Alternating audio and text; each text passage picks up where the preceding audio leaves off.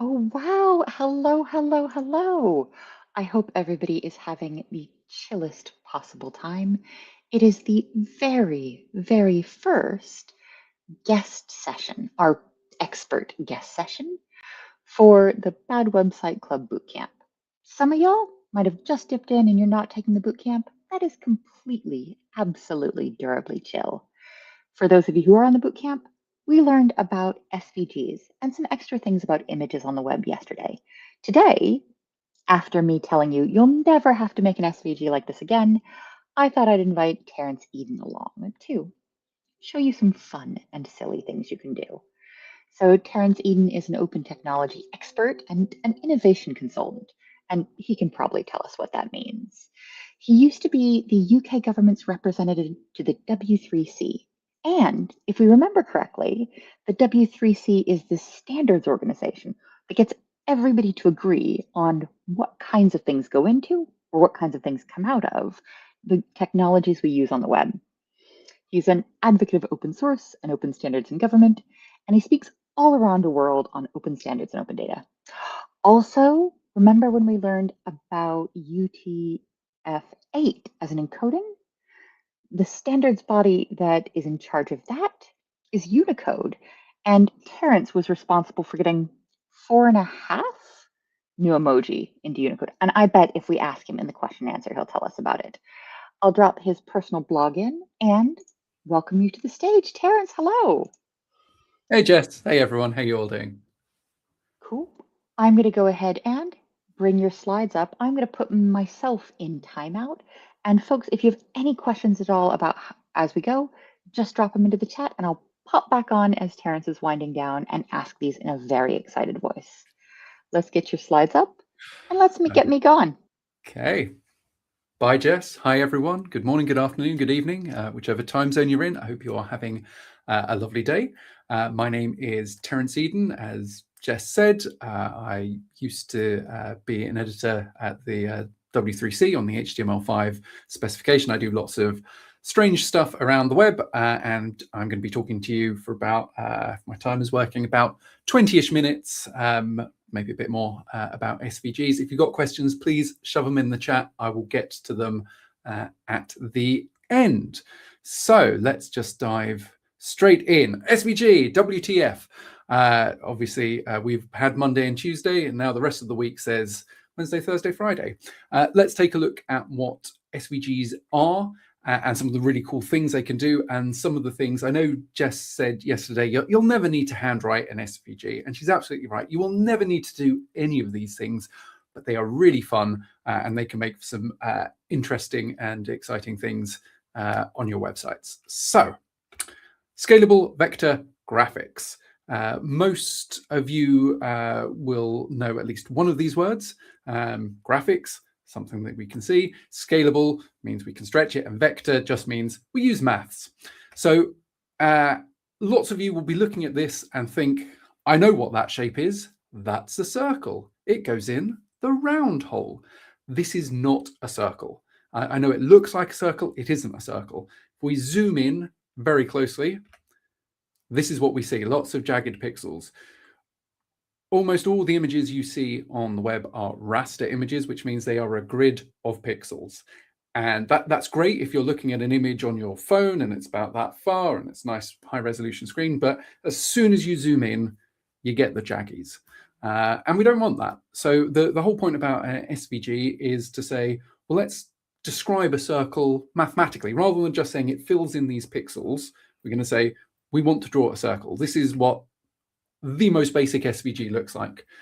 You will recognize these elements as looking a bit like HTML, and they sort of are. So we say, okay, I want to create an SVG, and I want it to have a circle, and I want the center X to be at 256 pixels, and the center Y to be at 128 pixels, a radius of 64, and I'm going to fill it with the green color. Boom, done. This is now a circle. As the meme says, now draw the rest of the owl. The whole point, what I'm trying to show you here is every SVG is just basic maths. And we can use that to make images that you can stretch. You know, if you were to print that circle out at 1 pixel wide, it would look perfect. If you were to print it the size of the universe, it would still be a perfect circle. This is what we mean by scalable. And vector, it's all just going to be maths. So let's take a look at some cool things we can do with SVGs. The first thing is we can put them in our websites. So you can save an SVG on your disk, just the same as you would a PNG, a JPEG, any other image format, and link to it in the website. You display it on your website, image, source, whatever, SVG, and then alt text and the rest. That's great. Lovely. You can just use them as normal images. Or you can stick them inside the HTML.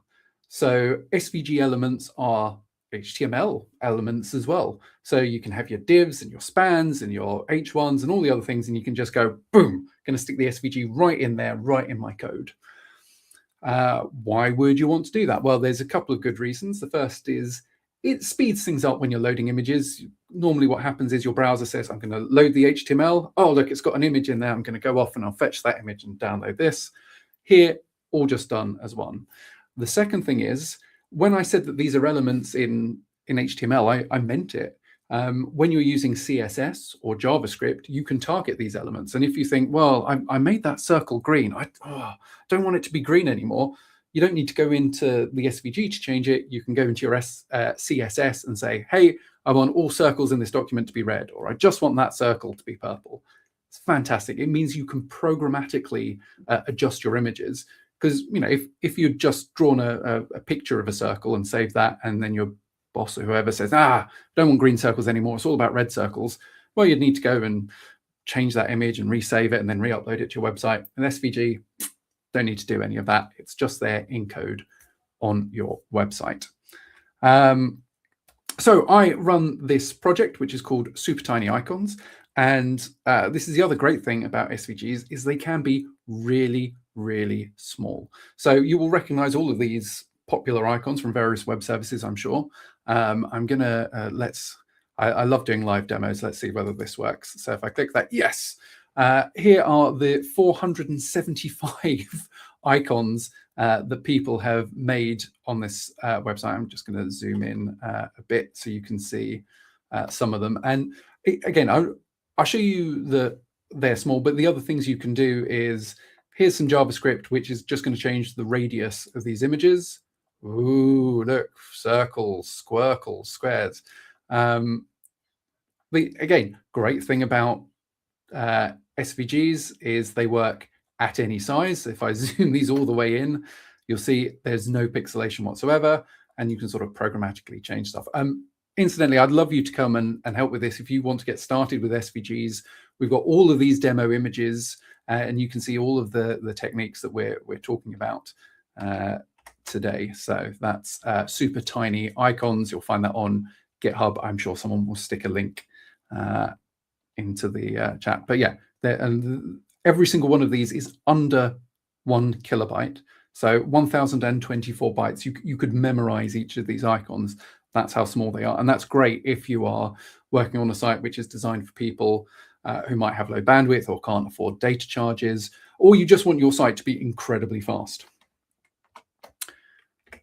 So I talked about you can make these images small. I know Jess talked about compression of images the other day, and how you can reduce the quality perhaps of an image. You don't need to reduce quality with SVG. So I'm going to show you some of the clever tricks that you can use to make these really fast and look really cool. So the first is circles. I don't know why. I love circles. I also love emoji. There's too many emoji in my slides. I don't care. Some of you will be familiar with the old Twitter logo, which is that nice blue bird. One of the things that designers quite often do is they describe logos in terms of circles. So when Twitter, as was, redesigned their bird logo, they produced this graphic. And you can see, oh yeah, that little blue bird is actually made up of lots of different circles. So you don't need to sort of say, all right, I want a line. Oh, you can see my mouse on here. I want a line going from here to here, but I want it bent slightly there. And I want another line which goes up and then down and round. You could do that, or you can just use circles. So here is the Twitter logo rendered in circles as an SVG. And I'll talk you through it briefly, but I think it's quite simple. We say, I want a circle and I want it at position 50 pixels across, 50 pixels down. I want it to be white and I want it to be a radius of 100.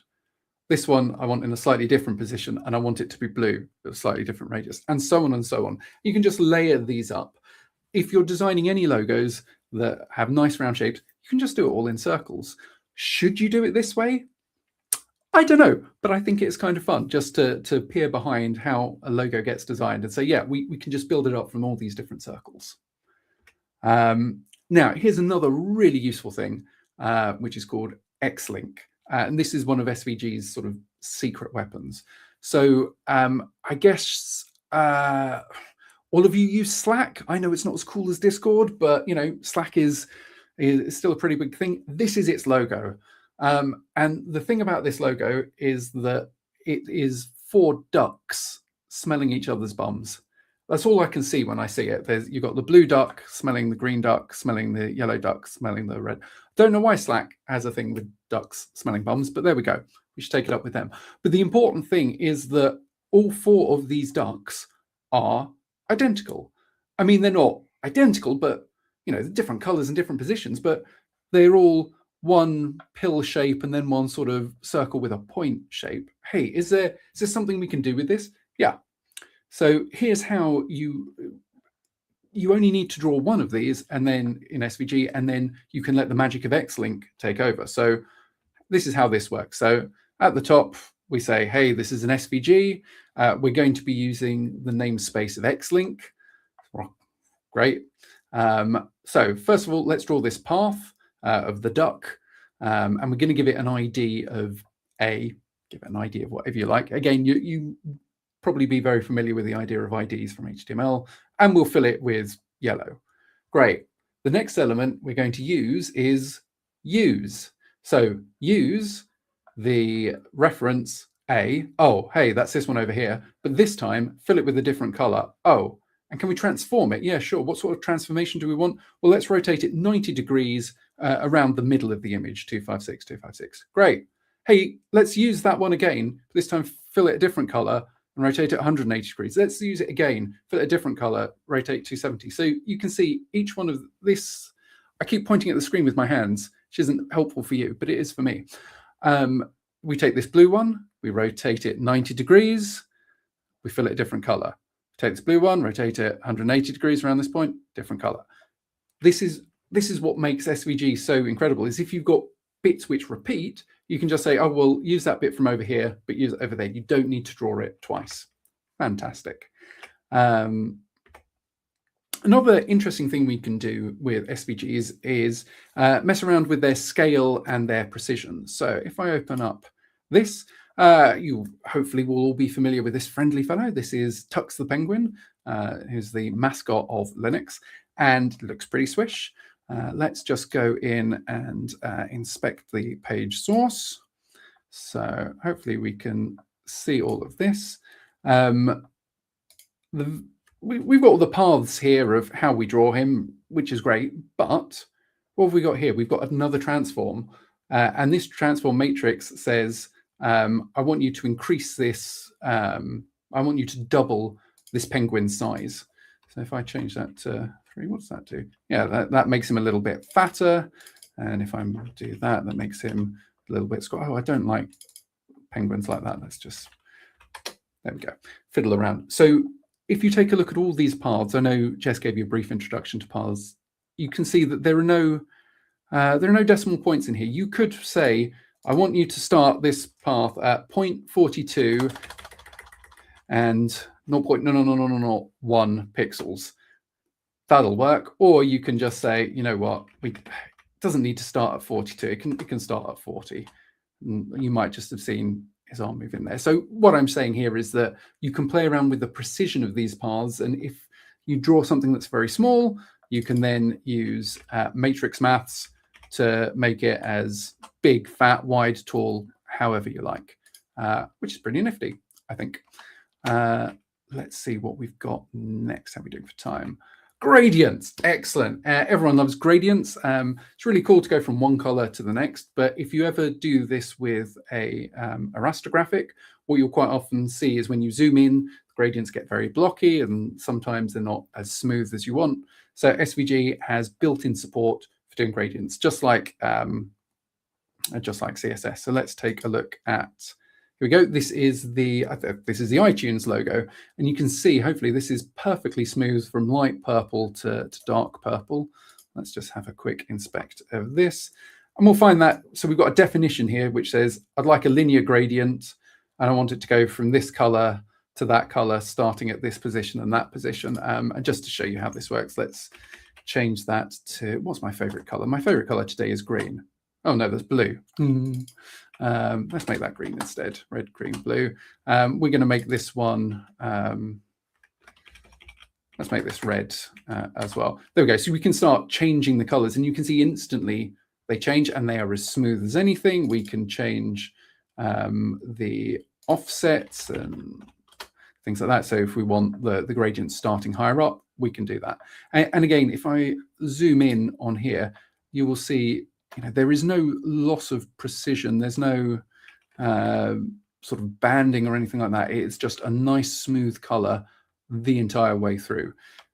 Again, if you were to print this out on a poster 100 meters wide, it would be perfectly smooth. If you were to shrink it all the way down to be a tiny little icon, still perfectly smooth.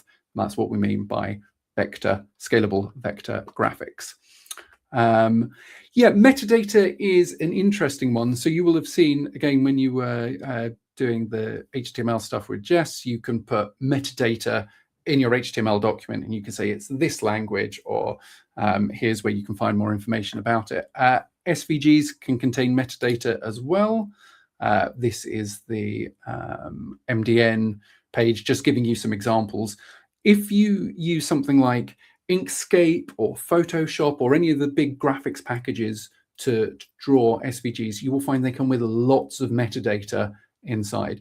And that's really great if you want to look in and inspect them and maybe find out what their license is and all sorts of stuff, but it will bloat your file size. What I would suggest is all those programs have a way to save without metadata. If you're publishing on the web, save without metadata. Or you can open up an SVG in any text editor, just chop off everything in the metadata block, unless you think you really need it. But it's good to know that it's there. You might want to be able to put some references in there, or say, hey, I created this on this date, or using that tool. It's entirely up to you. What else have we got here? This. SVGs love JavaScript. So as I told you, an SVG can be addressed by anything JavaScript, any of the JavaScript you have on your page, which means you can start doing weird and wonderful things with it. Let's give this, I'll just show you how you do it. So you can have external JavaScript. So you've got an image file and it loads JavaScript from somewhere else. That's absolutely fine. You can pull in as much JavaScript as it wants, does whatever it wants. Or you can put the JavaScript inside the image. This means if you were to load just the image up in your web browser, literally go to your web browser, file, open this SVG, it will run JavaScript. And you can, here I've said, onload, do whatever JavaScript function it is, and we've put all of the JavaScript in here, and it will get elements and it can do things. And this sounds like an absolute security nightmare.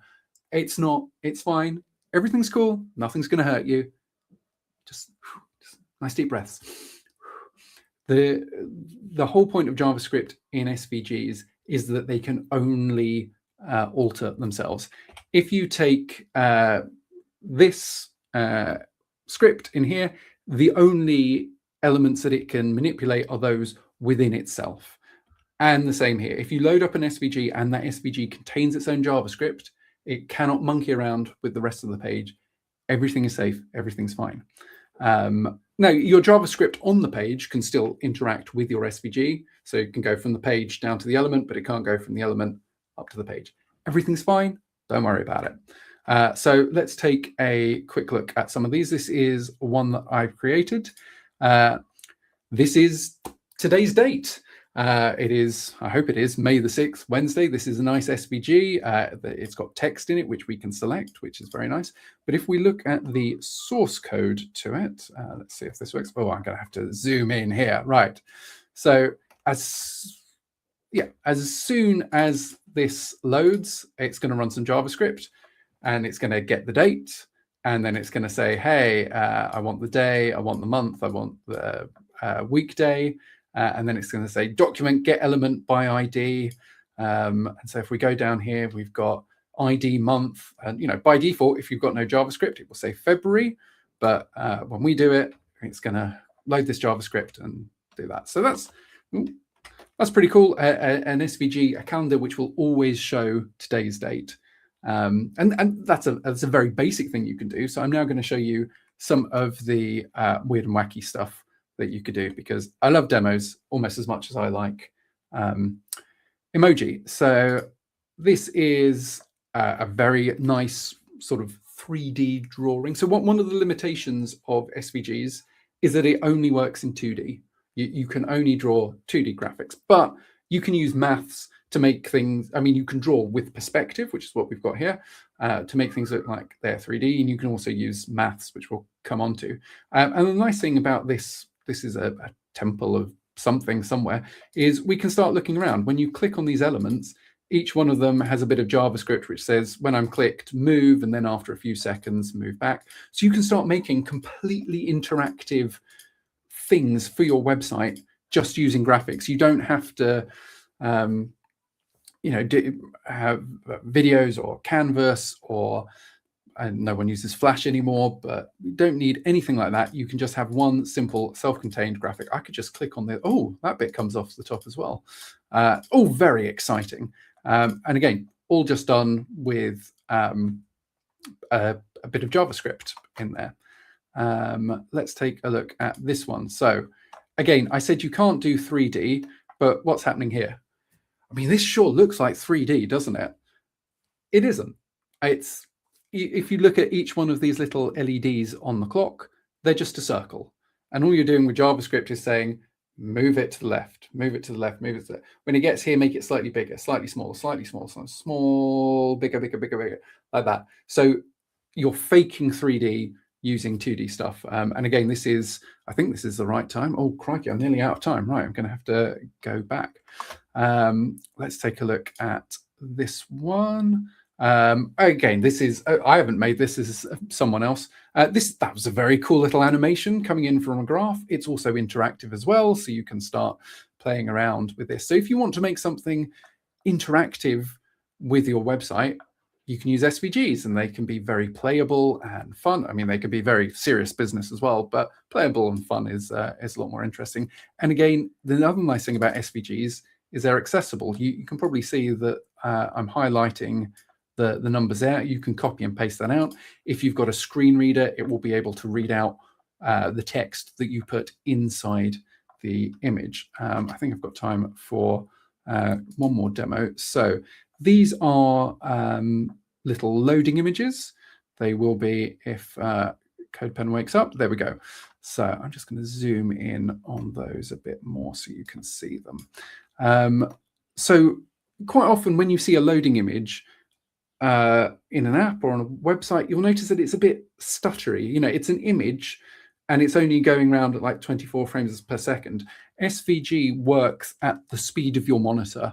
So all of these, I mean, hopefully you can see on my screen anyway, they are beautifully smooth, and they just, pulse away forever. I'm just going to change the color again. Red.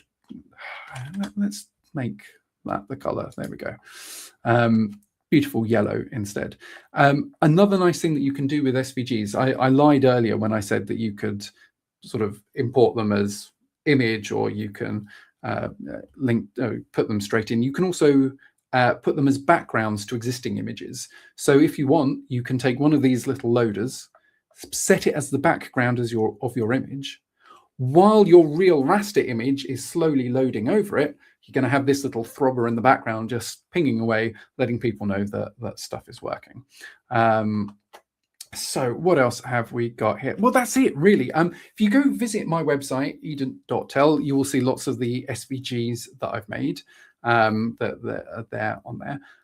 And there is one other thing that I wanted to tell you about SVGs. If I press this button here, this entire presentation was an SVG. I don't know if you can see up there in the thingamajig bar, but yeah, everything you've seen today is an SVG. You can make them interactive.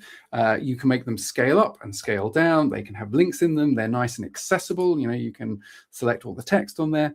What I'm telling you is SVGs are amazing, and you should use them all the time for absolutely everything because they're brilliant. I think I'm now well over time, so I'm going to see if we have any questions. Hello, hello. Thank you so much. And you kept saying, oh, if we have time. We have tons of time. The only limitations we have are the ones in our hearts. So let's go ahead and I will dramatically read in different voices the incredibly good questions we've got for folks. Excellent. So I'm actually going to sort of reverse order. And Sunny's saying, hey, you've told us a lot of like really cool things about using SVGs. Are there any sort of downsides? Are there reasons we might want to prefer a different image type than SVG? SVGs are really good for things that look drawn, for illustrations, for diagrams, for icons, things like that. They are not for photos. If you go and take a photo of a thing, that needs to be a JPEG or a WebP or something like that. But for anything where you could reasonably create it on a computer, SVGs are great. But yeah, for photos and things like that, no.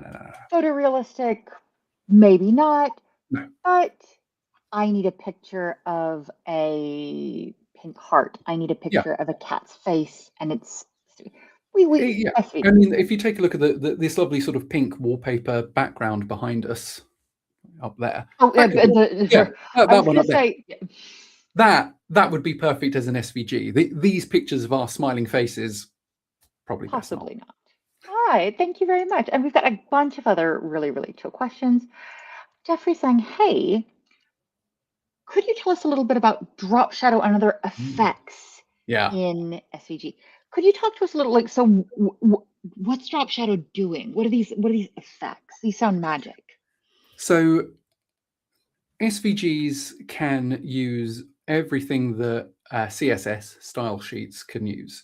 So normally if you've got some text written and you want to apply a drop shadow effect, so you see, I've got the text here and then just behind it, there's a little shadow peeking out from behind it. You can use that in CSS. You can also apply that to SVGs. SVGs also have these things called filters, very similar to CSS filters, where you can say, hey, I want this to look black and white, or I want you to make this look like an old-time film strip, things like that. So yeah, there are all these different filters you can apply. So when I said draw a circle and make it green, you can then apply a filter to it, say I want a drop shadow behind it and I want it to be slightly blurry and I want it to twist, and you just go crazy. Yeah. And just for additional context, we're doing the bootcamp where we do tons and tons of HTML, and then we do tons and tons of CSS and blocks. So you're going to love the CSS bits. It's great fun. It's especially nice for the learners because they get to see me try really hard not to cry when we learn about things like Flexbox and Grid, which is not that hard, but everybody's got something that deep in their heart they have a challenging time with. So, okay, drop shadow is an effect, which we'll learn about in CSS, that literally drops a shadow. Yeah. There's a whole bunch of stuff where you can go, I could draw this by hand, or I could get the computer to do the hard work for me. We'd let the computer do the hard work for us. We had Bruce Lawson come and talk to us, and he said that built-in beats bolt-on bigly, so that whenever the language has a way to do the thing, it's better to do that than add a library or try. So it sounds like CSS and the aspects of CSS that exist in SVGs do the same thing for us. Oh, yeah. Stunning. Thank you. So this is going to be a combo question. Okay. We've got Michelle saying, hey, when you had your date image, And that was the Yes. 3D looking doofer, I believe is the technical term. The doof. Um, did you use an API for making this? So for getting the date, your browser has an API, which I think is called date. And you can say, get new date, tell me the day, the week, the month, and everything. And it's all just built in, and it will do that for you. Now, if you're talking about the graph image, so you could use an external API for that. You could say, hey, JavaScript, go fetch me this data from that API over here. You know, how many car parking spaces are full per day in Wisconsin or whatever, and then boom, use the JavaScript to turn that into an SVG. The SVGs are brilliant for programmable data. So if you want just a little heart icon everywhere, great, you can do that. If you want an icon which changes depending on the weather or the time of day or how you're feeling, again, SVGs, you can use JavaScript to make magic. Yeah. And just for context, so the hardest thing about, the hardest thing about working with beginner learners is they're way, way better than I Yeah, am. Like, you remember how hard it was to learn stuff back in the day? I hate Unnecessary. learning. No, I love learning things. Learning is great fun. But But one yeah, of the I mean, challenges it's a good is, question. You can use yeah, either inbuilt APIs or external APIs, or you can um, just draw it yourself. yeah. Sorry, And Jess. no, no, because I'm just abstracting this away because a lot of our learners have different backgrounds. We're not going to cover APIs in this course. APIs are a way to access or interact with information in a Hmm. permissioned and programmatic way. Yeah, So we're not going to be doing JavaScript in this course. We'll look at making time for it next time. But if you don't know what an API is yet, this is like we've talked about it. There's today problems, there's next week problems. That's an after the boot camp this is problem. Yeah, it can't hurt. I mean, it can hurt us, but it can't hurt us yet. Okay, Terrence. So, do you have any suggestions? Like, let's say hypothetically that you've completely sold someone. They're like, yeah, SVGs. I only want to write SVGs forever, which is specific. What a specific goal. Do you have any sort of resources or other things that you'd recommend folks take a look at about SVGs yeah. or other stuff on the web where you're like, this is the best thing ever. You have to look at this. So thanks, Christina, for the question. There are so many good sites. I so Mozilla's MDN is great for, I just want, what does this one thing do? I want to know how to draw a rectangle in SVG. It will tell you, and that's absolutely great.